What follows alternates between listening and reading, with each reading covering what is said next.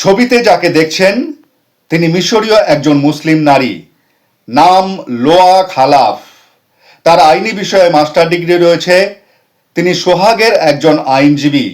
তবে সম্প্রতি সোহাগ bar association তাকে তার আইনি পেশা থেকে বহিষ্কার করেছে এবং সেই সাথে তাকে শৃঙ্খলা এবং তদন্ত কমিটির মুখোমুখিও করা হয়েছে। কি অভিযোগ রয়েছে তার উপর? তার উপর যে অভিযোগটা রয়েছে সেটা শুনলে আপনারা অবাক হয়ে যাবেন। তার উপর যে অভিযোগটা রয়েছে সেটা হলো তার বাহ্যিক চেহারা অনুপযুক্ত।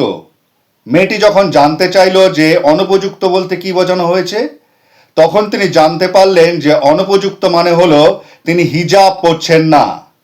অর্থাৎ কাজের জায়গায় আনুষ্ঠানিক পোশাক পরা সত্ত্বেও কেন তিনি হিজাব পরছেন না, শুধুমাত্র এই কারণে তাকে তার আইনি পেশা থেকে বহিষ্কার করা হয়েছে। শৃঙ্খলা ভঙ্গের মামলার নিষ্পত্তি না হওয়া পর্যন্ত তাকে তার আইনি পেশা থেকে দূরেই থাকতে হবে। এই সিদ্ধান্তটিকে আপনার কতটা বেশি যুক্তিযুক্ত বলে মনে হয়, কমেন্টসে জানান।